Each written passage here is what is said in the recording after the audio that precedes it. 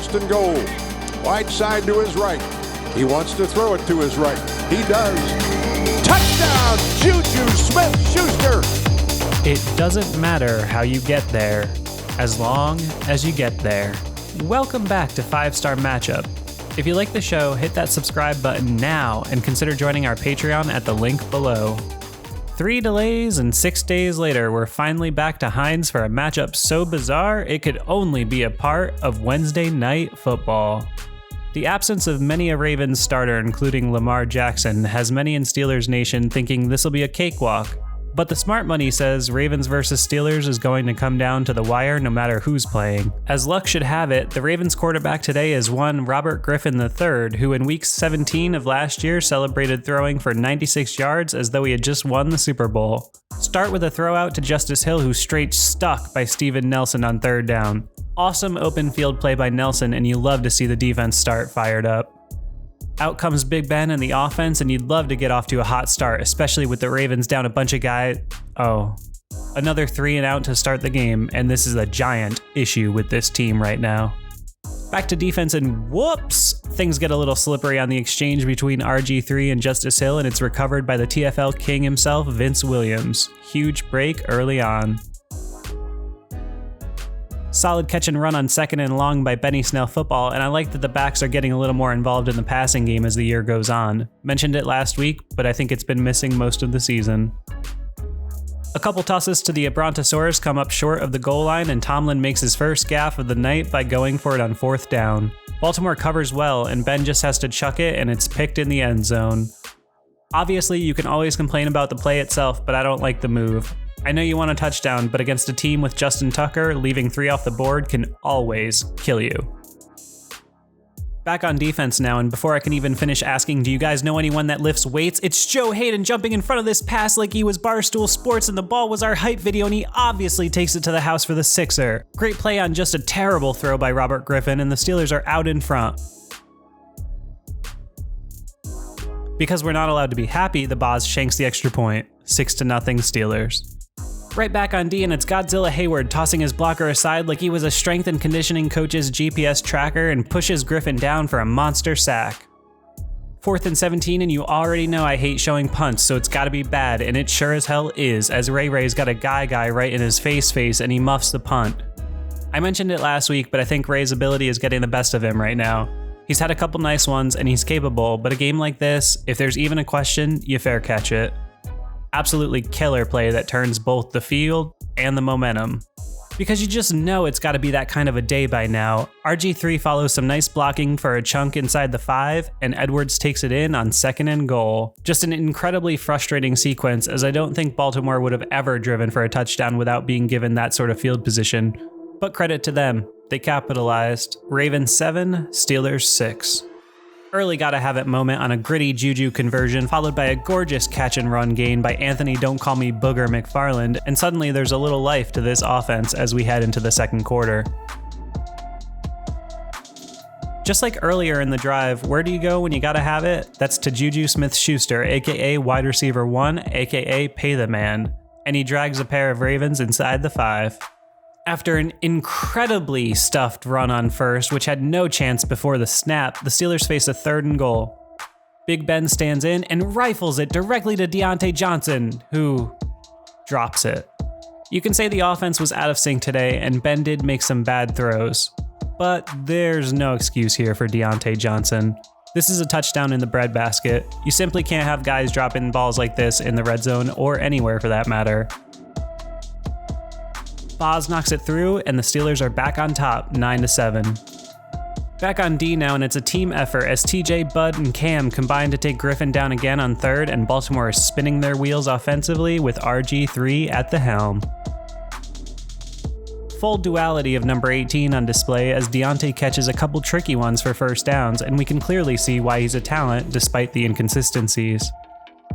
3rd and 10, and Large Benjamin's pockets are feeling a little full, so he decides to offload a 1st down deposit at the Chase Bank, who refuses to allow Marcus Peters to tackle him for a pivotal conversion.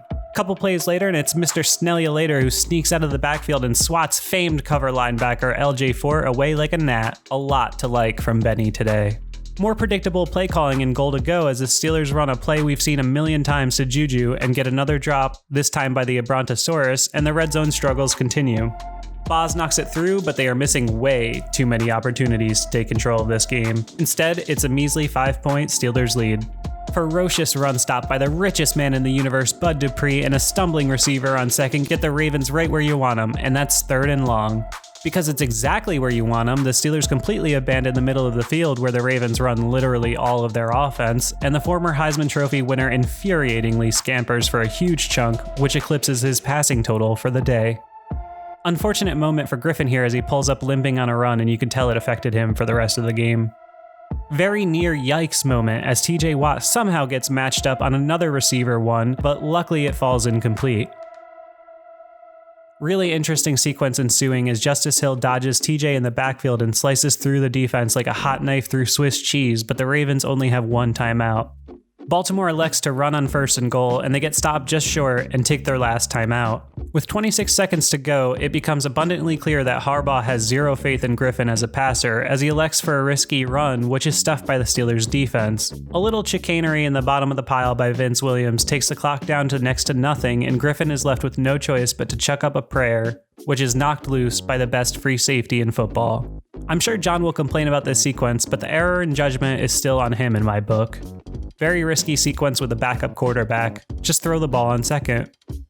Steelers somehow escape with no more points on the board, and we head into the half at 12-7. Hey, I've got no one paying me to do an ad this week, so how about I just plug the channel instead? If you aren't subscribed, do it now. And if you are and you like what we do, please do consider joining our Patreon or tipping the channel at the links below. Back to the game. You know what I always say, if your offense isn't quite clicking, you could always toss it up for the now iconic Chase Claypool PI, which rarely fails unless you're playing the Cowboys. More of the good Deontay here as he snags this laser beam out of the air with an insane reaction time. This is the 18 I like. Misconnection on 3rd leads, I think, to another possible tactical error by going again on 4th down. Solid defense by the Ravens' excellent DBs, who get them off the field, but I gotta say, I think I'm taking the stab at the 51-yarder with the Boz. He can hit them.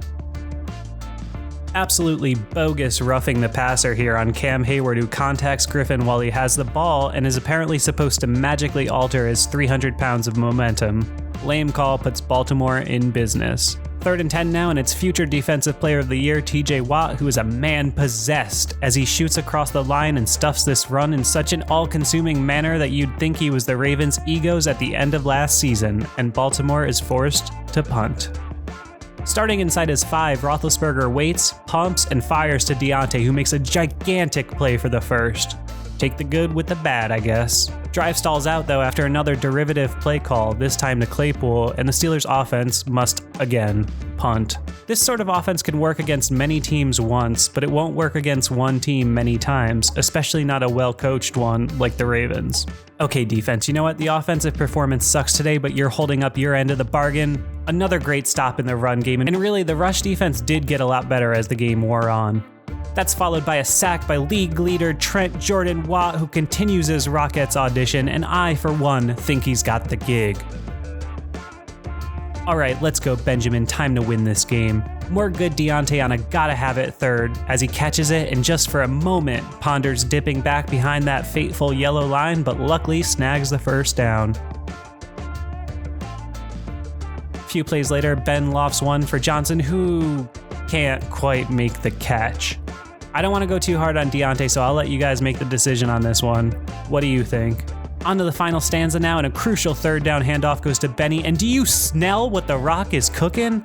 Awesome play by Benny Snell Football, who maintains his balance and bounces off Okorafor, Clark, and Bowser to gallop for a 1st. Remember when people used to say talk to the hand because the face don't want to listen? I think that was big back when Tramon Williams was a rookie, but just in case he doesn't remember, our favorite TikTok influencer / wide receiver 1 reminds him on a hell of a stiff arm. 1st and goal now, and Large Benjamin's got a pair of crossers open, but he opts for number 19, Mr. Smith-Schuster, who grabs it for the 7 and dances the night away. I actually thought in real time that Deontay was more open over the middle, but I'll give credit where it was due. On a day when they struggled in the red zone, the Steelers needed a killer play here, and they got it. And don't think it's a coincidence who Ben threw it to either. Steelers up 19-7. Griffin throws short of the sticks on third, and Baltimore's offense is officially stuck in the mud. This one will get you out of your seat as Chase catches what looks like a loss of one, but quicker than a frog in the rain, he hops right back up and leaps for a first. Love what I see out of Chase, but the drive eventually stalls. Out trots not RG3, but instead former Penn State quarterback Trace McSorley, and you gotta figure this one's over. Not living in their fears, Baltimore goes on fourth and converts on another quarterback run that looks stacked up but frustratingly isn't, and the drive continues. Worst moment of the night here as McSorley scrambles and fires what should be a pick to the Mink Man, but that's all moot as the richest man in the universe, Bud Dupree, goes down with the dreaded non-contact knee injury, and yins know what that means. Get well soon, Big Bud. Chance to close this one out on third down as Large Benjamin drops a perfect lob right into 18's breadbasket, and again, we unfortunately get bad Deontay. I can excuse a bad day at the office, it happens, but if this offense is going to be one that relies on its receivers to be the backbone, this just can't keep happening, and especially not with players of his caliber. Because I'm just not allowed to feel good about this game at all apparently, McSorley breaks the pocket for a gainer, and then he waits and throws to an open Hollywood Brown who brushes off a wildly out-of-control tackle attempt by Terrell Edmonds on his worst play of the season, and he scampers in for the late score. I've given Edmonds a ton of credit for improving this year, but there's no way around it. This is a terrible play. You need to know the situation and just cannot come in that wildly on a receiver that dynamic. Just what you can't have happen. Because it's the Steelers and the Ravens, it's a one-score game with 3 minutes to go. Pittsburgh 19, Baltimore 14. Backed up deep on 1st and 10, Ben goes back to Deontay, who's clearly been munching on some buttered popcorn over the holiday, and he coughs it up, but luckily out of bounds, and that sets up our 5-star play of the game. 3rd and 6 for Ben. Shotgun snap. Floats a pass down the field, and oh, what a catch at the 33-yard line. James Washington took it away from a would-be defender, and to me, that's strong hands. In the biggest of spots, Large Benjamin coerces our collective hearts to jump into our collective throats in just the way that only he can. And his man, heretofore known as the president of combat catches, it's James Washington, bringing that thing down when the Steelers needed it most for a critical first down conversion.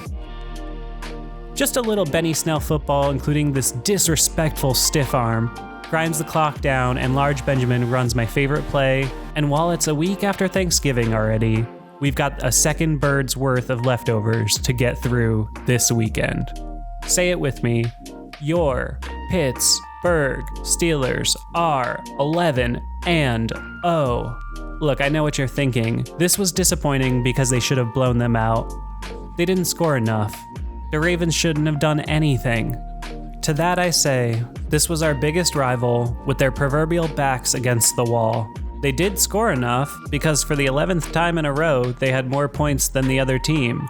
And the Ravens did, in fact, do nothing. I was even more surprised by watching this tape back. Think about it.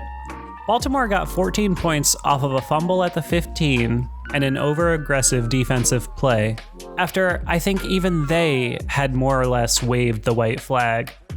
Yes, it was ugly, but so was everything leading up to this game. And if I had told you in September that the 11-0 Steelers had just beaten the Ravens for the second time to knock them to 6-5, I don't think the score of the game would even be a question that you would ask me. Take the dub and get better. Here we go. Oh, and one last thing, if you don't know, now you do. I have links in the description for our shirt, which rules, our Patreon, which you want to be on, and a tip link, which you can participate in if you like the channel. If not, that's cool too. Just keep watching and make sure you're subscribed. We have a couple hours, then we have our second game, or that doubleheader, whatever we have. No, we got to get ready to go. Washington's coming to town soon, and we have no time. We'll start watching film tonight.